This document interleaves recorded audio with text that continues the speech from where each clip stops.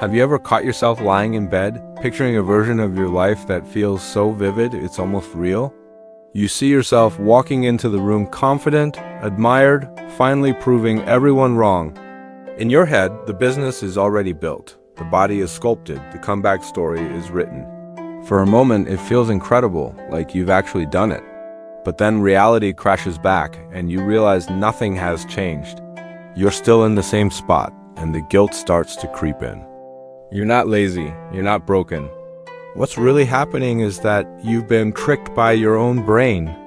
You've gotten hooked on the feeling of winning without the work. And listen, if that sounds like you, you're in the right place. This video isn't just another get motivated pep talk. It's about rewiring your brain so you stop mistaking imagination for action. Because the truth is, daydreaming isn't harmless, it's addictive. And if you don't break the loop, it will keep stealing the one thing you actually need to change your life: momentum. Before we dive in, quick reminder: if you've ever struggled with procrastination, overthinking, or feeling stuck in your own head, make sure you hit that subscribe button and join our community. I drop videos every week that blend psychology, philosophy, and real strategies to help you break free from the mental traps holding you back. And hey, while you're here, give this video a like. It helps more people like you find it. Now, let's get real for a second. The ancient Stoic philosopher Seneca once said, "It is not that we have a short time to live, but that we waste much of it."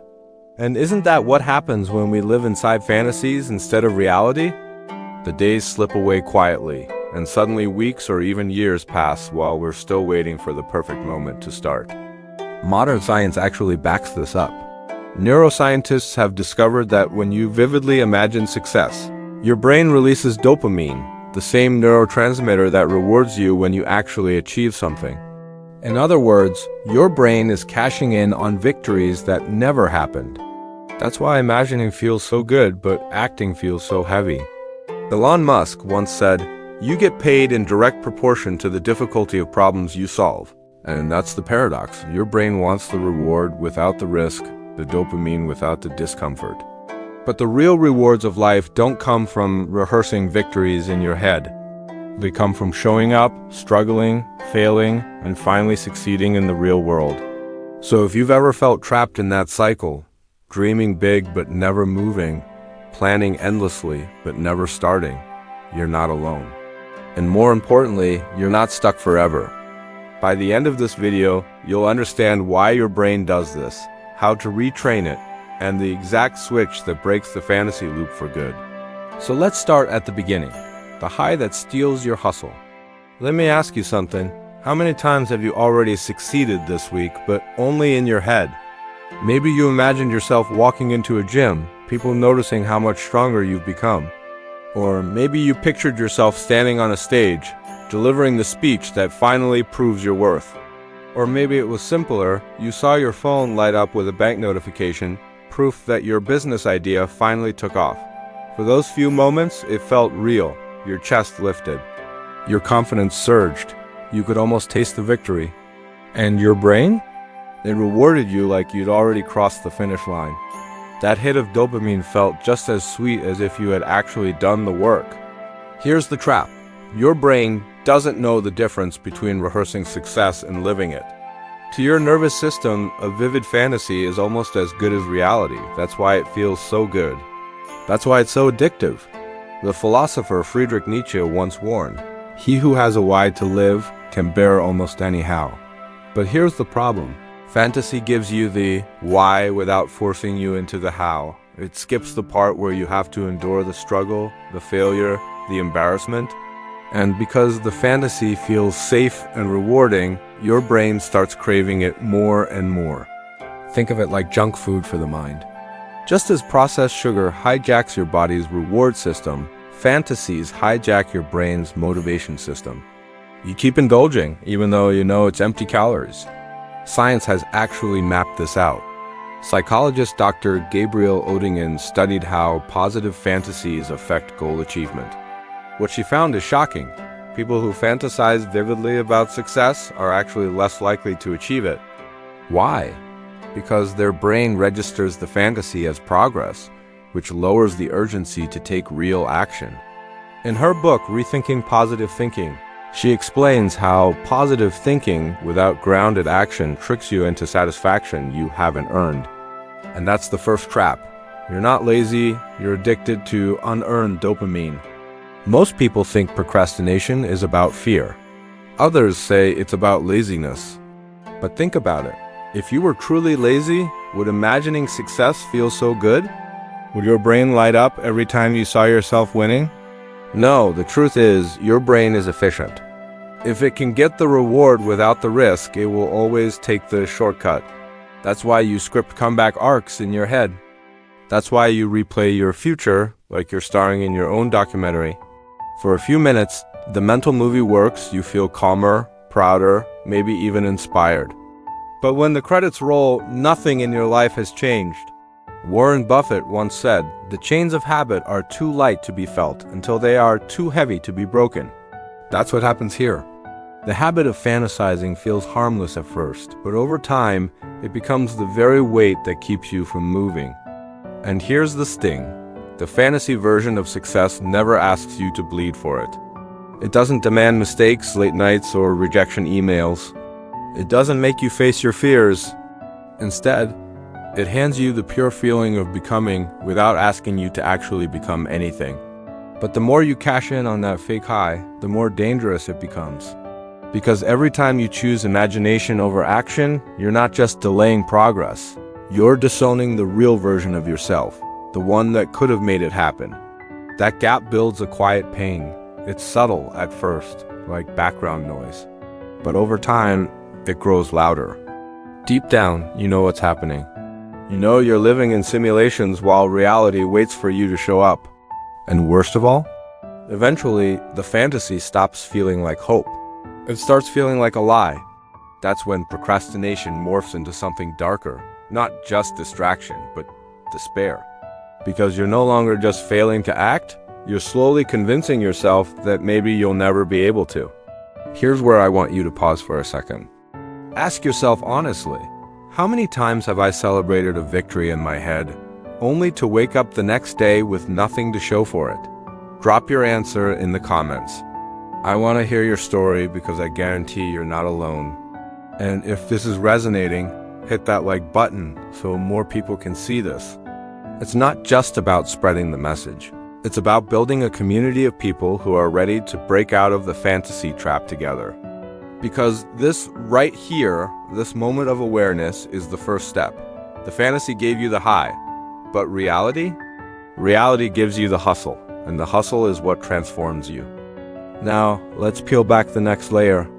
Because what if I told you that fantasy isn't just about daydreaming, it's actually fear in disguise? The first time you imagined your dream life, it felt pure, didn't it? Hopeful, inspiring, almost like a blueprint. You told yourself, this is the start, this is the vision. But then it kept happening again and again. By the 5th, 10th, maybe 20th time, something had shifted. It wasn't inspiration anymore, it was escape. You weren't just building a future in your mind. You were hiding inside it. Here's the truth most people never admit. Fantasy is fear dressed up in hope. When you picture success in your head, it feels clean. The applause is guaranteed. The business launch is flawless. The body transformation is effortless. Reality, on the other hand, is messy. It forgets your name, ignores your effort, exposes your flaws, and delays your wins. Reality doesn't care about your script. And that's terrifying. Marcus Aurelius, the Stoic emperor, once wrote, "It is not death that a man should fear, but he should fear never beginning to live." In the same way, it's not failure we're really afraid of. It's testing whether the person we imagine in our heads can survive outside of it. Think about it. What if you gave it everything and you weren't as capable as you hoped? What if you launched that business and no one bought? What if you stepped into the gym and everyone saw you struggle? The fantasy protects you from that risk. It lets you stay in love with the best version of yourself without ever having to test it. Psychologists call this self-handicapping. It's when we subconsciously avoid effort because not trying feels safer than trying and failing. As long as the dream stays in your head, it's perfect, untouchable. But here's the tragedy. You're not just procrastinating, you're grieving. Every time you choose fantasy over reality, you're quietly grieving the version of yourself that never got the chance to exist. I'll tell you a story. A few years ago, I met someone who wanted to be a writer. They had entire novels mapped out in their head, plot twists, character arcs, even the cover design. But they never wrote more than a few pages. When I asked why, they admitted something raw. Because if I actually write it, I'll find out I'm not as good as I think I am. Do you feel that? That fear? That's the shield of fantasy at work. Steve Jobs once said, "Real artists ship." In other words, it doesn't matter how brilliant your ideas are in your head. What matters is what you put into the world. But the longer you hide inside the perfect mental movie, the harder it becomes to face the messy, unscripted stage of reality. The fantasy shifts from being a vision to being a prison. You fall in love with that version of yourself, the one who always wins, always looks good, always gets the applause. And deep down, you worry you'll never measure up. So you protect the fantasy. You avoid starting. You tweak the plan. You rehearse the story you'll tell one day. But all you're really doing is grieving in slow motion, grieving time lost, opportunities missed, potential untested. The philosopher Søren Kierkegaard said, "Anxiety is the dizziness of freedom." And that's exactly what's happening here. The freedom to act makes us dizzy because the moment we take the leap, fantasy shatters and reality begins. Here's the painful irony. The very thing you're protecting, your dream, is the thing you're slowly killing. Because dreams can't survive on imagination alone. They need air, risk, action. Most people don't quit their dreams with a dramatic collapse. They quit quietly with a sigh. They stop dreaming, not because they don't believe in more, but because the fantasy became too heavy to carry. But if you're still here, still listening, that means you haven't given up yet. You can feel it under the doubt, under the shame, under the endless overthinking. There's still a spark. The question is, are you willing to face reality with all its uncertainty and let that spark catch fire? Let me ask you this and be honest. What's one dream you've been protecting in your head because you're afraid of failing at it in real life? Drop it in the comments. You might be surprised how many people are wrestling with the same fear. Because here's the shift. Once you name it, once you drag it into the light, the fantasy loses some of its power. And that brings us to the next stage. Closing the gap between who you are and who you know you're supposed to be. Here's the real problem no one talks about. It's not that you don't know who you want to be. In fact, you know it all too well. You've built that version in your mind in sharp detail. You've read the books, watched the videos, written the plans, visualized the habits. You could probably describe your ideal self like you were introducing a character in a movie. The problem isn't clarity. The problem is embodiment. You're rehearsing their lines, but you're not stepping on their stage. You're imagining their habits, but not living them. You're running simulations, not missions. And every time you delay that first step, every time you scroll instead of start, you widen the space between who you are and who you're supposed to be. That space has a name, the identity gap, and it's where all your shame lives. The philosopher Aristotle believed that we are what we repeatedly do.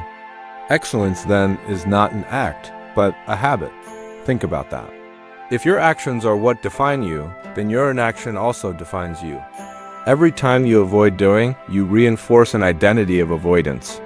That's why the gap hurts so much, because you've already seen what's possible, but you're not living it. And let's be honest, that pain is often worse than failure. At least failure means you tried. Failure gives you data. Failure can be redirected. But the identity gap? That's silence. That's wasted potential with Wi-Fi.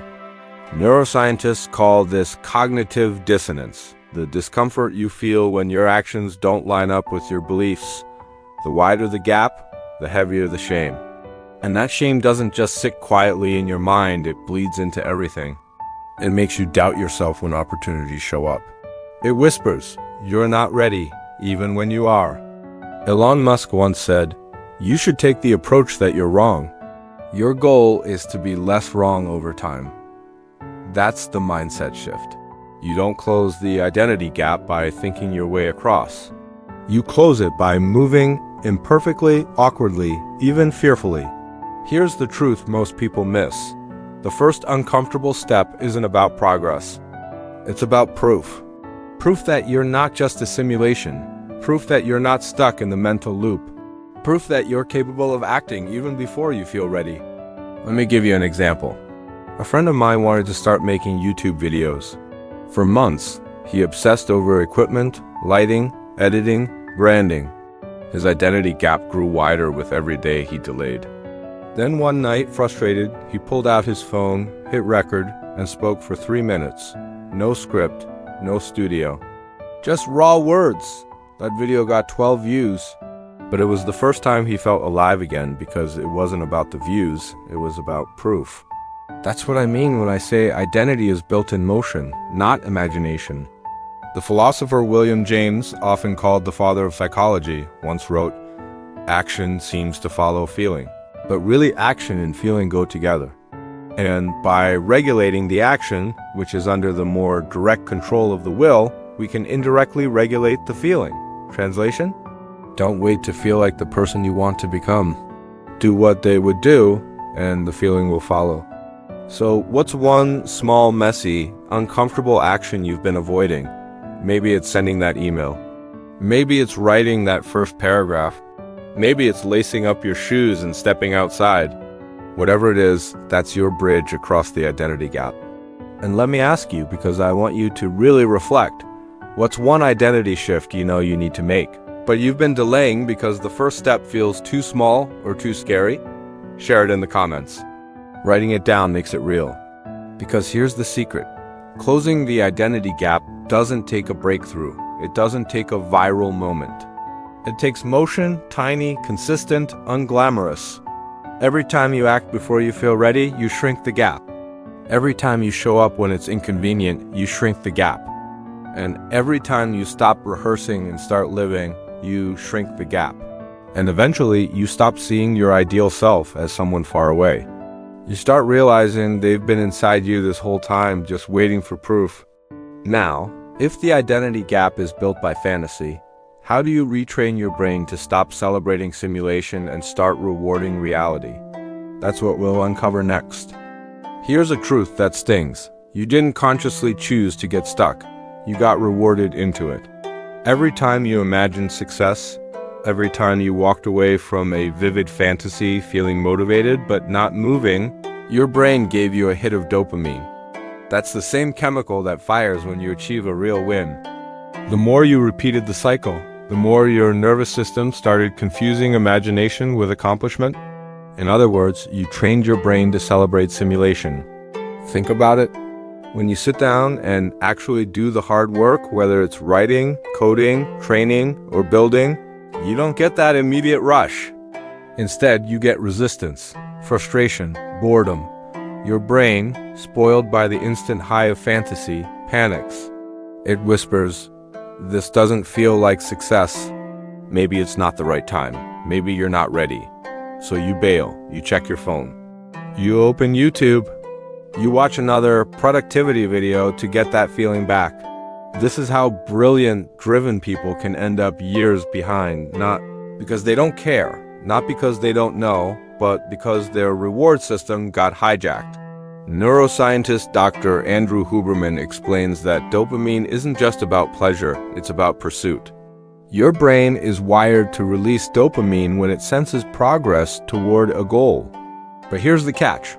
If you train it to get dopamine from imagination alone, it stops associating effort with reward. That's why real action feels so uncomfortable. You've rewired your brain to crave the shortcut. The Stoic philosopher Epictetus said, "Freedom is the only worthy goal in life. It is won by disregarding things that lie beyond our control." Here's the modern twist. When you let your brain celebrate simulation, you hand over your freedom. You give up control of your reward system. You become a slave to imagined victories while real progress slips away. It's not just philosophy, it's biology. Studies from the University of Michigan showed that the brain's reward pathways light up almost identically when people imagine eating a delicious food versus actually eating it. The simulation gives nearly the same hit. Now apply that to success. You imagine, you feel the rush, and your brain checks the box as if it already happened. But here's the good news. If your brain can be trained into the trap, it can also be retrained out of it. The key is proof, not affirmations, not vision boards, not another mental rehearsal. Proof in the form of tiny, tangible actions. Because when you do something real, even something small, and reward yourself for it, your brain starts reconnecting effort with dopamine. Let me give you an example. James Clear, author of Atomic Habits, tells the story of a man who wanted to get in shape. Instead of committing to an hour at the gym, he started with 2 minutes. He'd literally walk in, do 1 set, and leave. People laughed at the idea, but here's the twist. He was retraining his brain. He was teaching it that showing up, no matter how small, was worth rewarding. Over time, 2 minutes became 20, and 20 became a lifestyle. That's how rewiring works. So here's your challenge. Pick one action that feels almost too small to matter. 10 minutes of writing. 1 uncomfortable email. A single workout set. Something that doesn't make you feel powerful, but makes you feel present. Then reward it. Acknowledge it. Let your brain connect the dots between effort and satisfaction again. Because this is where momentum is born, not in grand visions, but in small, repeated motions. Naval Ravikant, angel investor and philosopher of modern entrepreneurship, once said, "Play long-term games with long-term people. Rewiring your brain is the ultimate long-term game." You don't fix years of simulation with one motivational burst. You fix it by consistently choosing reality over fantasy, action over imagination, proof over promise. Quick pause here. What's one small, real action you could take today to start retraining your brain? Comment it below. Don't overthink it, just write it. The act of naming it is already a step toward proof. Because here's the shift. The fake version of success will always be comfortable. But comfort is the cost of growth. And when you finally teach your brain to celebrate friction instead of fantasy, you stop craving the illusion and start craving the real thing. And that brings us to the final chapter, the comeback. Because at the end of the day, your transformation isn't just a vision, it's a choice. There's a moment in every comeback story that no one talks about. It's not glamorous. It's not filmed in slow motion with epic music in the background. It doesn't even look impressive. It's quiet. It's just you sitting alone. No hype, no energy, no fireworks. Just that dull ache in your chest whispering, "My life doesn't match who I know I am." That moment? That's the real turning point. It doesn't happen when you post a success photo, or when people finally notice you, or when your bank balance catches up with your dreams. It happens the first time you stop protecting the fantasy and decide to build something real, even if it's small, even if it's messy. I remember my own version of this. I had an entire month of content mapped out, perfectly strategized, neatly organized. I could see the vision crystal clear. But weeks went by and I hadn't created a single thing. One night at 11:43 p.m., frustrated and out of excuses, I opened my notes app and wrote 3 real lines from my next project. That's it. 3 lines. It wasn't magic. It wasn't a breakthrough. But for the first time in weeks, I felt myself re-enter reality. There was no dopamine hit, no applause. Just a strange silence that felt grounding, almost sacred.